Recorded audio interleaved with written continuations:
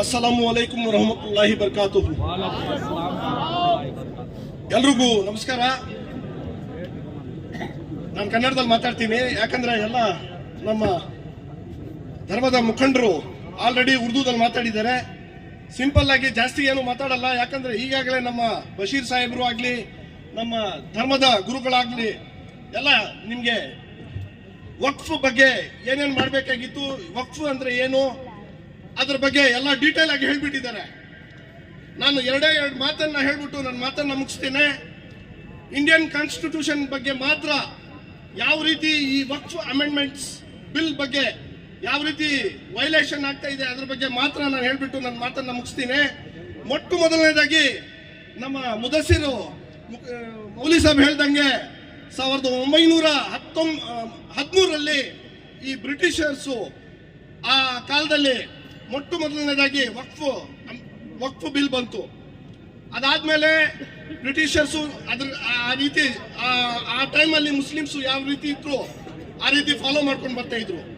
ಮತ್ತೆ ಅದರಲ್ಲಿ ಅಮೆಂಡ್ಮೆಂಟ್ಸ್ ತರ 1923 ಮತ್ತೆ ವಕ್ಫ್ ಮುಸಲ್ಮಾನ್ ವ್ಯಾಲಿಡೇಟಿಂಗ್ ಆಕ್ಟ್ 1923 ಅಂತ ಬಂತು. ಮತ್ತೆ ಅದೇ ರೀತಿ ಸುಮಾರು ಅಂದ್ರೆ 7 ರಿಂದ 8 ವರ್ಷ ಆಕ್ಟ್ ಅನ್ನ ಫಾಲೋ ಮಾಡಿದ್ರು. ಮತ್ತೆ 1930 ಮತ್ತೆ ಇನ್ನೊಂದ್ಸತಿ ಚೇಂಜ್ ಆಯ್ತು.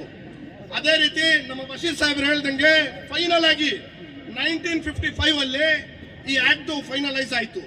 ಮತ್ತೆ ಅದೇ ರೀತಿ ಕೌನ್ಸಿಲ್ ಅಂತ ಹೇಳ್ಬಿಟ್ಟು ವಕ್ಫ್ ಮುಸಲ್ಮಾನ್ ಕೌನ್ಸಿಲ್ ಅಂತ ಹೇಳ್ಬಿಟ್ಟು 1995 ಮತ್ತೆ ವಕ್ಫ್ ಆಕ್ಟ್ ಅಂತ ಹೇಳ್ಬಿಟ್ಟು 1995 ಬಂತು.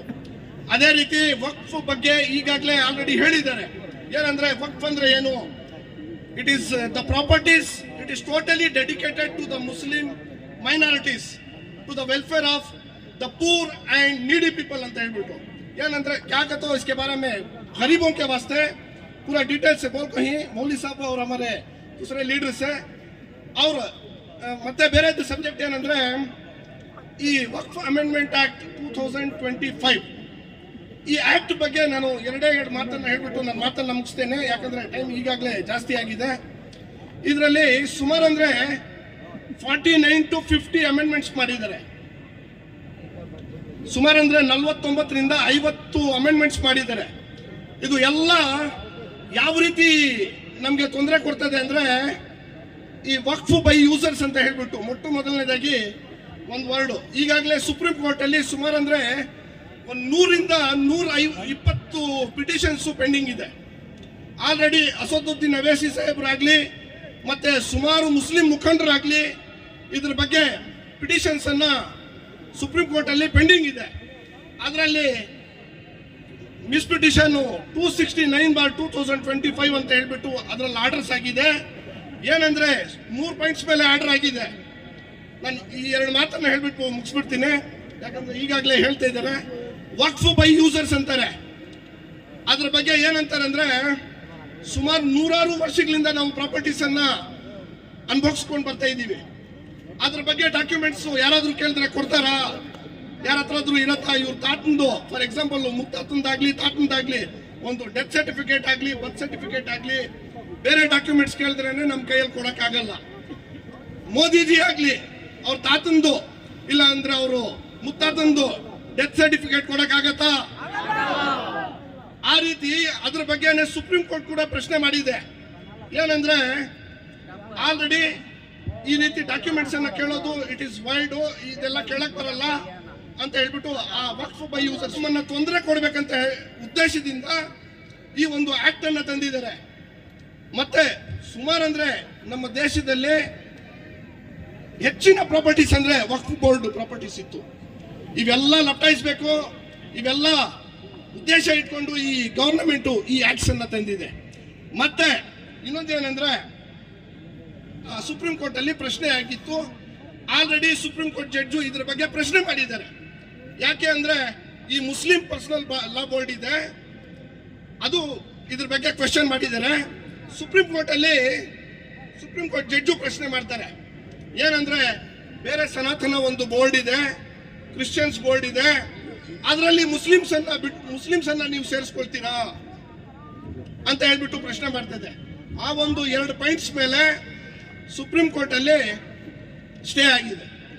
ಆಲ್ರೆಡಿ ಸುಮಾರು ಅಂದ್ರೆ 100ರಿಂದ 120 ಪಿಟಿಷನ್ಸ್ ಪೆಂಡಿಂಗ್ ಇದೆ. 5ನೇ ತಾರೀಕು ಆರ್ಡರ್ಸ್ ಇದೆ. ಮತ್ತೆ ಇನ್ನೊಂದು ಏನಂದ್ರೆ ಇದರಲ್ಲಿ ಸುಮಾರು ಅಂದ್ರೆ ಒಂದು 50ರಿಂದ 50 ಅಮೆಂಡ್ಮೆಂಟ್ಸ್ ಆಗಿದೆ. ಒಂದೇ ಒಂದು ಅಮೆಂಡ್ಮೆಂಟ್ ಚಿಕ್ಕದಾಗಿ ಹೇಳ್ಬಿಡ್ತೀನಿ. ಏನಂದ್ರೆ board is supreme in Waqf board ಅಂತ ಹೇಳ್ಬಿಟ್ಟು ಯಾವುದೇ ಒಂದು ಆದೇಶ ಆಗಲಿ, ಪ್ರಾಪರ್ಟೀಸ್ ಬಗ್ಗೆ ಡಿಸ್ಪ್ಯೂಟ್ ಬರಲಿ, ಟ್ರಿಬ್ಯುನಲ್ ಅಂತ ಹೇಳ್ಬಿಟ್ಟು ಬೋರ್ಡ್ ಅದರ ಬಗ್ಗೆ ಡಿಸಿಷನ್ಸ್ ತಗೊಳ್ತಾ ಇತ್ತು. ಆ ಸೆಕ್ಷನ್ 40 ಅಂತ ಹೇಳ್ಬಿಟ್ಟು ವಕ್ಫ್ ಬೋರ್ಡ್ ಆಕ್ಟ್ 1995 ಅಲ್ಲಿ ಸೆಕ್ಷನ್ 40 ಪ್ರಕಾರ ಇತ್ತು. ಆ ಸೆಕ್ಷನ್ 40 ಅನ್ನ ತೆಗೆದಾಕಿದ್ದಾರೆ ಇವರು. ಒಂದೇ ಒಂದು ಸೆಕ್ಷನ್ ಹೇಳ್ತಾ ಇದ್ದೀನಿ, ಬೇರೆ ಸುಮಾರು ಮಾಡಿದ್ದಾರೆ. ಬಟ್ ಸೆಕ್ಷನ್ 40 ತೆಗೆದುಬಿಟ್ಟು ಪವರ್ಸ್ ಎಲ್ಲ ಕಲೆಕ್ಟರ್ಗೆ ಕೊಡ್ತಾರೆ ಇವರು. ಆ ರೀತಿ ನಮ್ಮ ಬೋರ್ಡ್ ಬಿಟ್ಟು, ಟ್ರಿಬ್ಯುನಲ್ ಬಿಟ್ಟು ಕಲೆಕ್ಟರ್ ಬಂದ್ರೆ ತುಂಬಾನೇ ತೊಂದರೆ ಆಗ್ತದೆ. ಯಾವುದೇ ಒಂದು ಪರ್ಮಿಷನ್ ಬರಲಿ, ಅವೆಲ್ಲ ಪರ್ಮಿಷನ್ಸ್ ತಗೋಬೇಕಂದ್ರೆ ಪ್ರಾಪರ್ಟಿ ಡಿಸ್ಪ್ಯೂಟ್ಸ್ ಬಂದ್ರೆ ಕಲೆಕ್ಟರ್ ಹತ್ರ ಡಿಸ್ಪ್ಯೂಟ್ಸ್ ಅನ್ನ ಅವರು ಇದು ಮಾಡ್ಬೇಕಂತ ಹೇಳ್ಬಿಟ್ಟು ಅದರಲ್ಲಿ ಅಮೆಂಡ್ಮೆಂಟ್ಸ್ ಅಲ್ಲಿ ಹೇಳ್ತಾರೆ. ಮತ್ತೆ ಅದೇ ರೀತಿ ಸರ್ವೇಯರ್ಸ್ ಅನ್ನ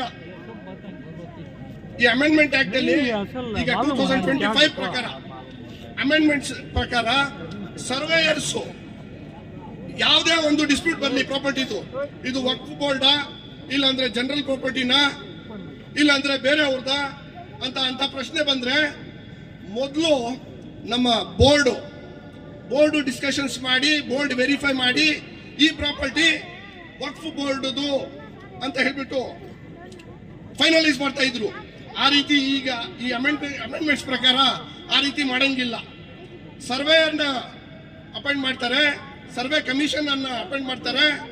ಅದೇ ರೀತಿ ಸರ್ವೇಯರ್ಸ್ ಏನಾದ್ರು ತಪ್ಪು, ಏನಾದ್ರು ಡೀಟೇಲ್ ಮಾಡದೆ, ಪ್ರಾಪರ್ಟಿ ವೆರಿಫಿಕೇಶನ್ ಮಾಡದೆ, ತಪ್ಪು ಮಾಹಿತಿ ಕೊಟ್ಟು ರಾಂಗ್ ರಿಪೋರ್ಟ್ ಕೊಟ್ಟರು ಅದಕ್ಕೆ ಅವ್ರ ಮೇಲೆ ಕೇಸ್ ಹಾಕಂಗಿಲ್ಲ. ಈ ರೀತಿ ಒಂದು ಆಕ್ಟ್ ಅನ್ನ ಮಾಡಿ ಮುಸ್ಲಿಮ್ಸ್ಗೆ ತೊಂದರೆ ಕೊಡಬೇಕು, ಮುಸಲ್ಮಾನರದ್ದು ಪ್ರಾಪರ್ಟೀಸ್ ಅನ್ನ ಲಪ್ಟಾಯಿಸಬೇಕಂತ ಹೇಳ್ಬಿಟ್ಟು ಈ ಒಂದು ಉದ್ದೇಶ ಇಟ್ಕೊಂಡು ಕೇಂದ್ರ ಸರ್ಕಾರ ಈ ಒಂದು ಆಕ್ಟ್ ಅನ್ನ ಜಾರಿಗೆ ತಂದಿದೆ. ಇನ್ನ ಜಾಸ್ತಿ ಇದೆ ಮಾತಾಡೋದು. ಮತ್ತೆ ಇವೆಲ್ಲ ನಮ್ಮ ಮುಖಂಡರು ಹೇಳ್ದಂಗೆ ಈ total act it is totally white. ಈ ಸುಪ್ರೀಂ ಕೋರ್ಟ್ ಅಲ್ಲಿ ಮೊನ್ನೆ ಹೇಳಿದೆ, ಆರ್ಡರ್ಸ್ ಅಲ್ಲೂ ಹೇಳಿದ್ದಾರೆ. ಏನಂದ್ರೆ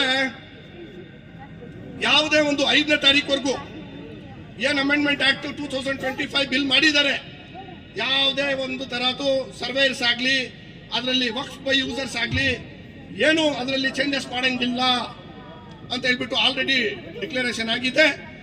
ಆ ದೇವರ ಕೃಪೆಯಿಂದ ನಮಗೆ ಸುಪ್ರೀಂ ಕೋರ್ಟ್ ಅಲ್ಲಿ ನಮಗೆ ವಿನ್ ಆಗತ್ತೆ ಕೇಸು. ನಾನು ಇದೇ 2 ಮಾತನ್ನ ಮಾತಾಡಕ್ಕೆ ಅವಕಾಶ ಮಾಡಿಕೊಟ್ಟಿದ್ದ ತಮ್ಮೆಲ್ರಿಗೂ ಹೊಂದಿಸ್ತಾ ನನ್ನ ಮಾತನ್ನ ಮುಗಿಸ್ತಾ ಇದ್ದೀನಿ. ಜೈ ಹಿಂದ್, ಜೈ ಕರ್ನಾಟಕ.